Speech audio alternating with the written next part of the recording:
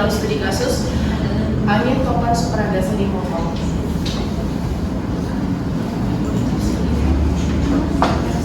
Perkenalkan, saya Amanda. Saya Priscilla. Saya Putri. Saya Raja. Saya Ferdita. Berikut presentasi kami. Teori perilaku ekonomi adalah teori yang mempengaruhi faktor psikologi, sosial, dan emosional dalam mempengaruhi keputusan ekonomi individu dan lembaga. Teori ini menjelaskan bahwa keputusan ekonomi di manusia ini banyak emosi, persepsi resiko, dan tekanan sosial, bukan hanya oleh logika atau perhitungan ekonomi semata.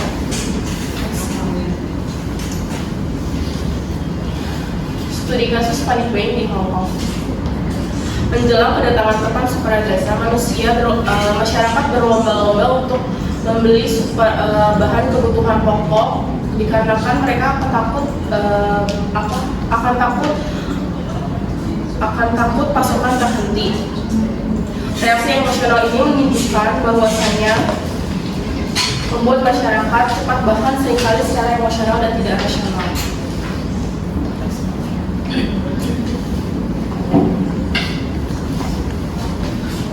Selanjutnya latar belakang.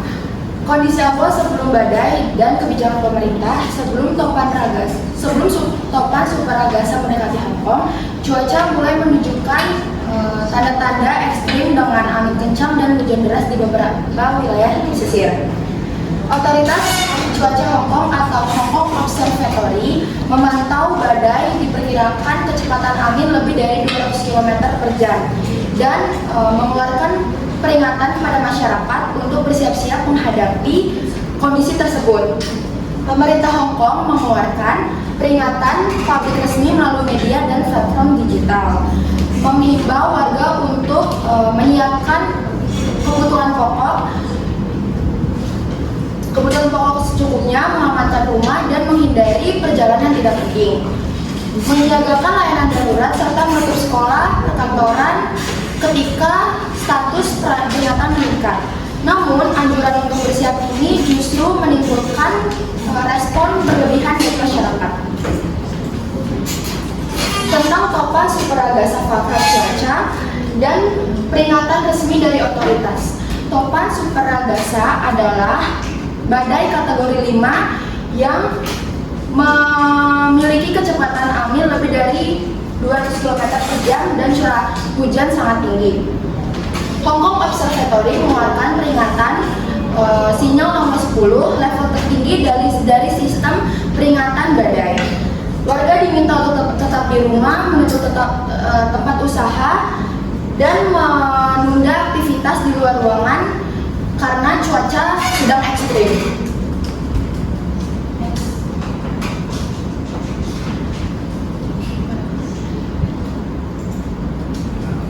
Kronologi panik buying.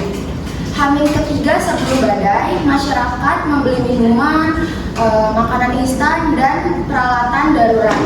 Hamin kedua, permintaan meningkat tajam. Beberapa stok di supermarket mulai kosong. Hamin satu, antrian panjang terjadi karena masyarakat membeli barang secara berlebihan, takut kehabisan stok. Di hari H-nya pemerintah menenangkan masyarakat melalui media dan memastikan pasokan barang tetap tersedia.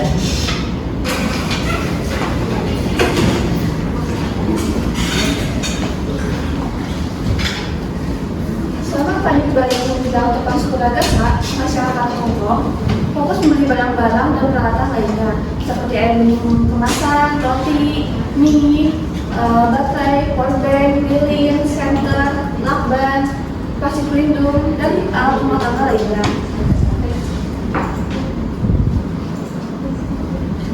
Faktor penyebab dari panik buying: kekhawatiran kehabisan stok masyarakat, takut pasokan air, makanan, dan kebutuhan dasar akan habis saat topan melanda. Efek sosial dan psikologis: melihat orang lain berbelanja dalam jumlah besar menimbulkan rasa panik dan ingin membeli peralatan lainnya. Pengalaman masa lalu: pengalaman menghadapi badai besar sebelumnya seperti topan Mahmud membuat masyarakat lebih waspada dan cenderung berlebihan dalam persiapan. Dampak sosial dan ekonomi. Pertama, kenaikan harga barang. Kedua, gangguan rantai pasokan. Ketiga, kerumunan dan kepanikan sosial. Keempat, ketimpangan akses.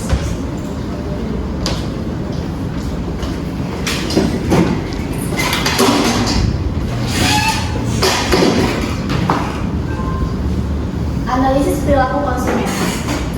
Ini emosi dan ketakutan menjadi faktor utama yang memicu perilaku membeli secara berlebihan saat krisis, sehingga masyarakat mendorong untuk membeli bukan karena kebutuhan nyata, tetapi karena tercemas akan kelangkaan.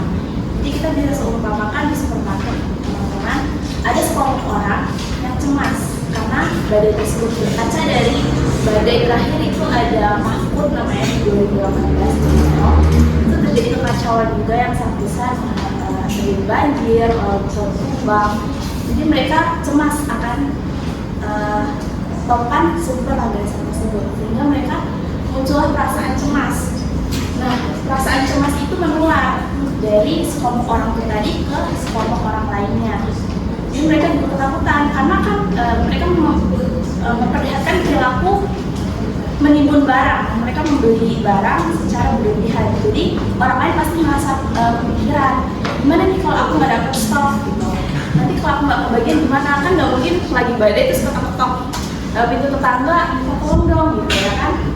Nah, fenomena ini menunjukkan adanya hubungan antara emosi, ketakutan, lalu perilaku membeli yang impulsif atau panic buying. Nah, perilaku itu perilaku egois, impulsif, jadi memikirkan diri sendiri dengan cara membeli barang-barang sehingga disebut itu panic buying.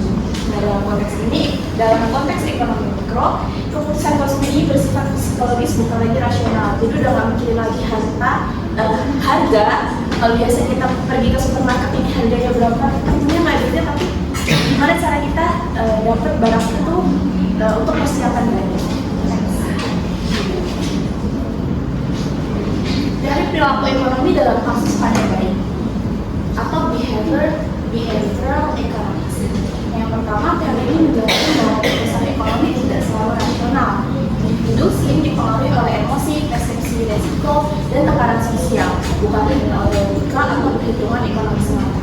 Jadi yang seperti yang dijelaskan tadi, bahwa mereka udah nggak mikirin harga lagi, tapi udah mikirin gimana caranya mereka dapat kebutuhan pokok untuk persiapan badai. Penerapannya pada kasus panic buying di Hong Kong. Ketakutan dan kecemasan membuat masyarakat bereaksi impulsif menjadi lebih banyak dari yang dibutuhkan. Nah, terjadilah bias perilaku. Bias perilaku itu apa? Jadi cara kita berpikir untuk membuat keputusan secara tidak rasional dan objektif karena dipengaruhi oleh perasaan, dipengaruhi oleh lingkungan sekitar juga. Nah, ini bias perilaku itu dapat mempengaruhi keputusan kita dalam aspek kehidupan termasuk keuangan ataupun investasi. Di sini ada beberapa contoh yaitu loss aversion, yaitu ketakutan akan kehilangan stok kebutuhan pokok. Karena kecemasan itu menular, jadi mereka merasa ada perasaan takut kalau dia nggak dapat stok gimana. Makanya dia impulsif sehingga menunggu barang. Kalau ada herd behavior, ikut-ikutan membeli karena melihat orang lain melakukannya. Nah, itu tadi kecemasan itu menular karena mereka melihat perilaku impulsif dari orang-orang yang lainnya. Lalu yang ketiga ada overreaction, memperkirakan dampak bencana lebih besar dari kenyataan. Nah, berkaca dari angin topan yang terjadi di 2018, mereka tidak mau nih maksudnya yang terjadi di sebelumnya itu lebih parah gitu. Makanya mereka mempersiapkan diri dengan lebih matang. Bahkan mereka sampai beli selotip buat ngelatipin kaca-kaca di rumahnya gitu. Karena mereka banyak tinggal di apartemen biar pecah. Lalu akibatnya keputusan membeli menjadi emosional bukan rasional sehingga menimbulkan kelangkaan barang atau artikel scarcity.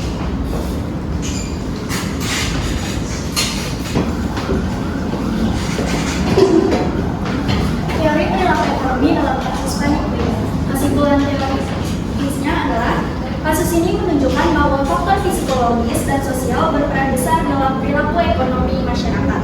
Untuk mengatasinya dibutuhkan komunikasi publik yang efektif dan edukasi ekonomi agar konsumen dapat berpikir lebih rasional dalam situasi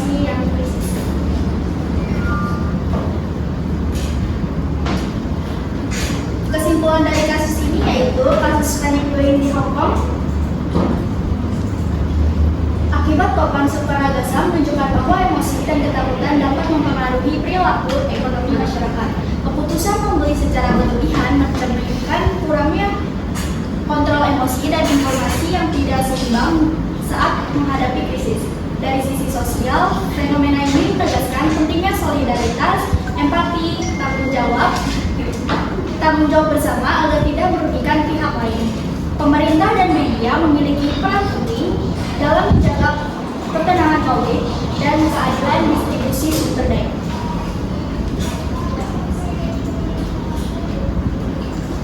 Berikutnya akan ditampilkan beberapa video fenomena belanja besar-besaran oleh warga yang disebabkan oleh kekhawatiran akibat topan kuat yang akan melanda, sehingga mereka membeli kebutuhan seperti air, minuman, dan kebutuhan darurat lainnya dalam jumlah yang banyak.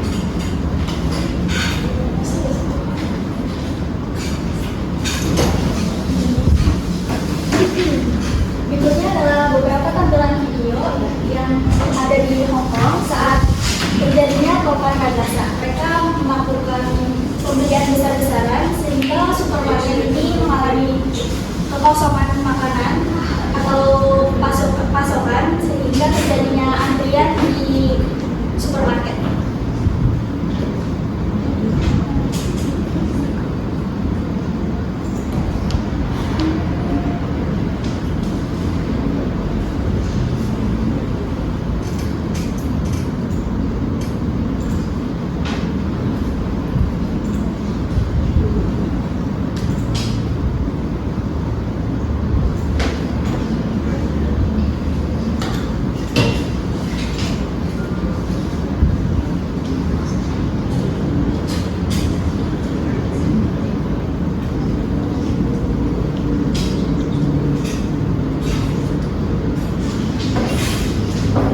Menambahkan ya teman-teman, di sini juga ada kenaikan harga karena panic buying tersebut karena kelangkaan stoknya.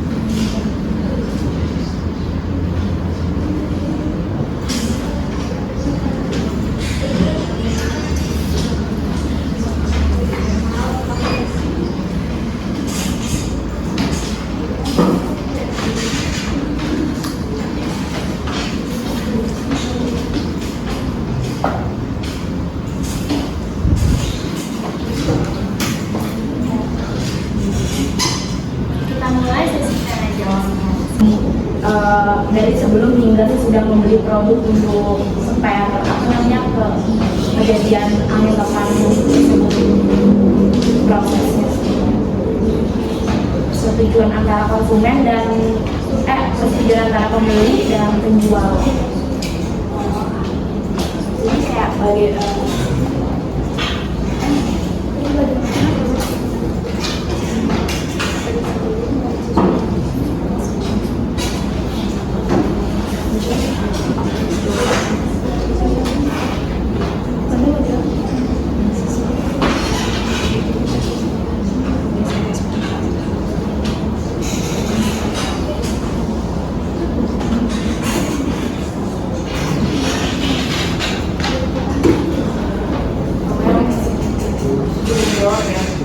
untuk pengambil keputusan konsumen ini mengalami masalah, terus habis itu kita mencari informasi nih, melihat berita media sosial atau mendengar dari tetangga.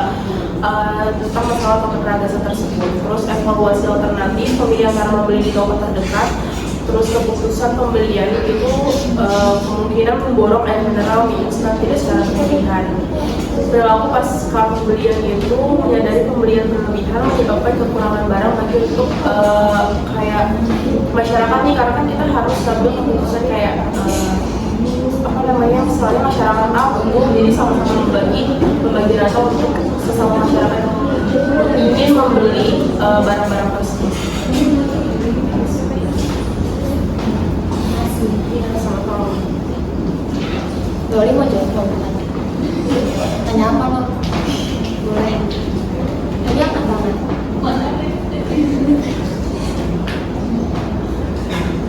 Ada yang mau tanya lagi? Silakan. Saya Adis Wetama. Adis.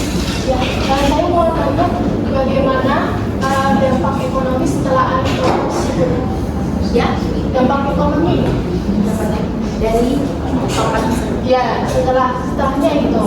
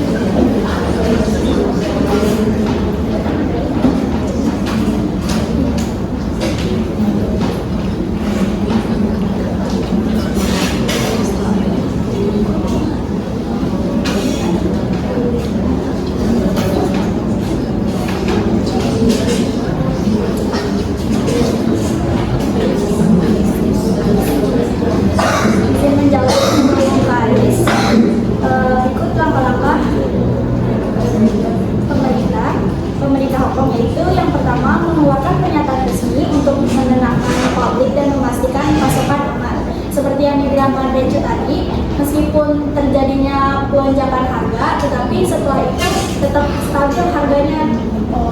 Ya, lalu juga ada sejumlah toko itu membatasi pasokannya agar tidak terjadinya penimbunan yang akhirnya terjadi pelonjakan harga di kemudian hari. Lalu ada juga menambahkan pasokan dan mempercepat pengiriman dari gudang utama, lalu menjaga stabilitas harga agar tidak terjadinya lonjakan berlebihan. Seperti yang dijelaskan. Terima kasih. Sama. Tanya dari kasus yang itu Namanya dulu pertama saya berdekat siapa namanya? Amanda Lolita. iya saya bertanya kan tadi bisa menyebabkan pemokan ada sebagai masyarakat yang panik, ada sebagai masyarakat juga yang nggak merasa panik kan. Nah, gimana cara mengatasi agar tidak panik dalam kasus ini, dalam ini gimana cara mengatasi tidak panik? Izin menjawab Lolita. Nah, seperti yang dijelaskan tadi, pemerintah mengeluarkan pernyataan resmi dia untuk menenangkan publik pastinya, ya kan. Terus menyebarkan informasi melalui media sosial. Jadi biar masyarakat tuh nggak panik. Terus stok-stoknya itu stok kebutuhan makanan yang membuat panik itu tadi dipercepat. Gitu. Jadi dia mempercepat pengiriman dari gudang utama itu tadi. Jadi dia tidak akan untuk menenangkan para warga.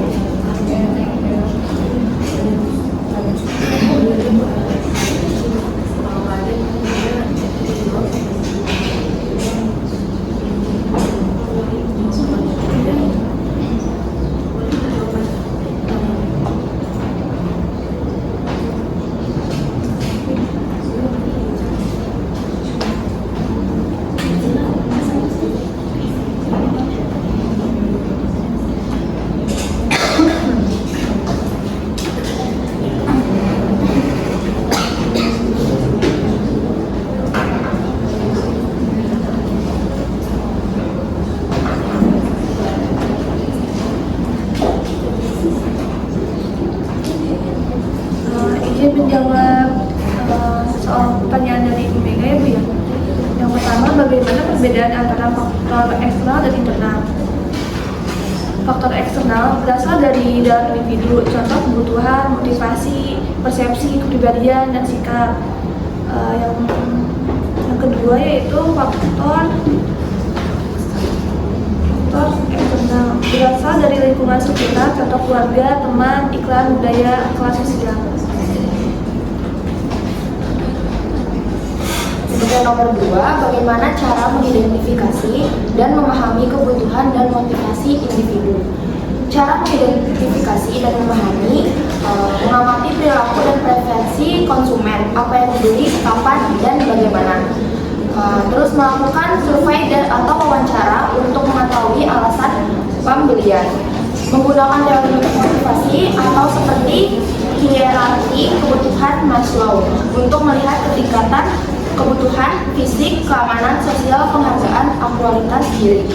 Yang terakhir, menganalisis emosi dan nilai pribadi yang mempengaruhi keputusan pembelian. Yang ketiga yaitu apa saja faktor-faktor yang mempengaruhi perilaku konsumen, seperti faktor psikologi, sosial, dan budaya. Yang pertama yaitu faktor psikologis, motivasi, persepsi, pembelajaran, sikap, dan kepribadian. Sedangkan faktor sosial, keluarga, teman, kelompok referensi, dan status sosial. Faktor budaya, nilai, kepercayaan, adat, dan gaya hidup masyarakat. Yang terakhir yaitu faktor pribadi, yaitu usia, pekerjaan, pendapatan, gaya hidup, dan situasi ekonomi. Terima kasih. Sudah. Ada lagi teman-teman? Mau ada masukan? Atau ada advice lainnya? Cukup? Tidak ada? Sekian untuk presentasi kami pada pagi hari ini. Kepanikan dapat menular, namun ketenangan juga dapat menyelamatkan. Assalamualaikum.